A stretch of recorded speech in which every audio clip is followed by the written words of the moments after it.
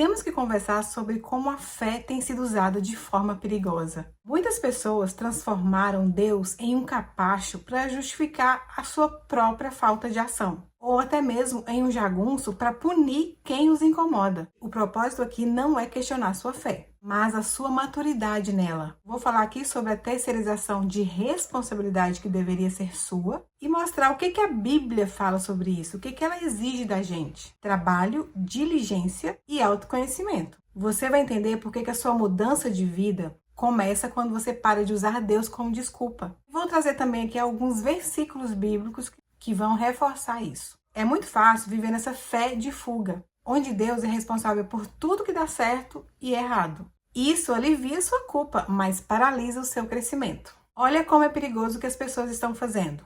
É muito fácil usar essa pegada emocional, colocar Deus no meio e falar que, se aconteceu é porque era vontade de Deus, dos desígnios de Deus, dos planos que Ele tem para mim, e que Deus sabe de todas as coisas. E, na verdade, elas estão ocultando padrões, ocultando culpas e questões que elas precisam encarar e preferem terceirizar para Deus. O que mais ouvimos não era da vontade de Deus. Para justificar sua falta de planejamento, a preguiça e o medo de confrontar a verdade. Porque quando alguém chega e fala que aquilo ou isso não era da vontade de Deus, o indivíduo está distante tanto da relação dele com ele mesmo e da relação que ele tem com Deus. Não seria mais fácil ele perguntar para si mesmo o que eu quero e o que eu preciso fazer? Muitas pessoas que usam o nome de Deus para falar, na verdade, estão muito longe dele. Na verdade, não conhecem e não sabem nada sobre a relação com Deus. E Deus não vai aparecer para falar, é isso ou aquilo. Quando elas não conhecem a sua própria verdade e a sua própria vontade, não é Deus que vai falar para ela o que ela tem que fazer. A fé na Bíblia é um motor de ação. Tem lá direitinho que fala, a fé sem obra é morta. Se você está esperando que Deus vai jogar dinheiro na sua conta ou que Ele resolva a dívida que você criou, você está ignorando os princípios mais básicos. Vou trazer versículos, por exemplo, sobre a preguiça. Em 2 Tessalonicenses 3:10 está assim: se alguém não quiser trabalhar,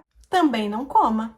Isso mostra que se você não fazer, Deus não vai prover. Em Provérbios 10:4 está assim: a mão preguiçosa empobrece, mas a mão dos diligentes enriquece. A lei riqueza e pobreza é resultado da diligência do trabalho e não do destino. Provérbios 14:23 está assim: em todo trabalho há proveito, mas o muito falar leva à pobreza. O que está dizendo aqui? Para de falar, criatura, e começa a fazer. A sua responsabilidade de prover a sua família, de sustentar e manter a sua família é questão de fé. Mas fé e ação. Fé em Deus e no seu trabalho e ação, movimento, trabalho. Não ficar paradinho achando que Deus vai prover. A responsabilidade é sua. Em 1 Timóteo 5:8 fala o seguinte: se você não tem cuidado com os seus, e principalmente com os da sua própria família, você negou a fé.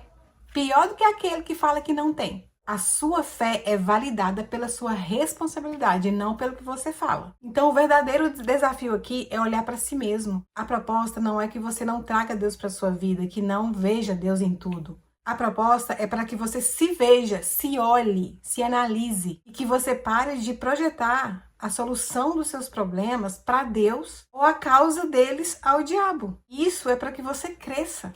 Por exemplo, é muito fácil você se conformar com os seus problemas, mas por que você, por exemplo, não começa a se questionar, a se perguntar qual que é a utilidade desse problema na sua vida? Por que você está sempre repetindo os mesmos erros? Por que esses problemas te perseguem? Todos os nossos problemas têm uma explicação. Os nossos problemas têm uma utilidade inconsciente. O seu problema é que você não se permite ir além e olhar mais para dentro de você. Por exemplo, se você culpa o diabo, você não precisa mudar, a culpa já é dele. E se você culpa a Deus, você não precisa agir, porque Deus vai prover. A verdadeira fé, ela não é isenta da responsabilidade que é sua. Ela te capacita e te dá coragem de enfrentar, de confrontar o que precisa ser enfrentado. Lá em Provérbios 24:12 fala assim: Deus conhece os seus pensamentos, não precisa achar que Ele não está te vendo. E dará a cada um a recompensa merecida pelos seus atos. Ou seja, Deus vai te julgar pelos seus atos, não pela sua desculpa. Quais ações que você precisa ter para ter uma fé madura? O ponto-chave é mudar a sua mentalidade de consumidor de fé para praticar a sua fé. Para cada problema que surgir na sua vida, se faça essa pergunta: qual parte deste problema é 100% minha responsabilidade? A meta aqui é eliminar instantaneamente a terceirização da culpa, seja em Deus,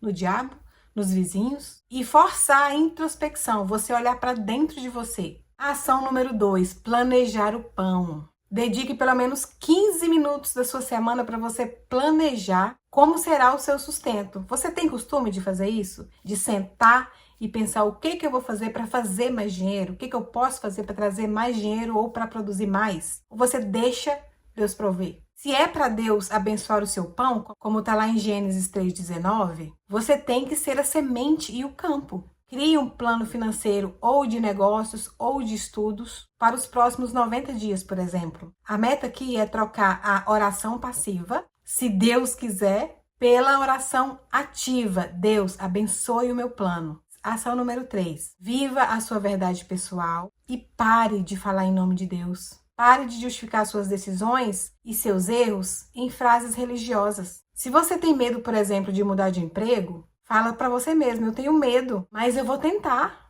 Não fica dizendo: Deus não abriu essa porta para mim. Assuma a sua vontade e assuma o seu medo. E aí sim, depois que você crescer e amadurecer, você vai conseguir exercer sua fé, seja ela qual for, em qual Deus, em qual religião, mas de um modo saudável. Eu quero reafirmar aqui que a sua fé não está em risco. Você não precisa mudar de religião ou de Deus. O que está em risco é o seu crescimento. Volte-se para você. Assuma as suas responsabilidades. Deus estará com você e está sempre com você para abençoar a sua diligência, o seu trabalho, o seu esforço. E eu quero saber o que você achou desse vídeo. Comente aqui embaixo, fé madura. Me diga quais desses versículos te chamou mais atenção ou você foi revoltado de verdade. E compartilhe esse vídeo para quem você acha que precisa ouvir. E mais uma vez eu vou deixar o WhatsApp aqui para se você quiser começar com um autoconhecimento que inclusive é bíblico, para você agendar a sua sessão de análise corporal e começar a se olhar e a mudar a sua vida genuinamente. Beijos, até o próximo vídeo.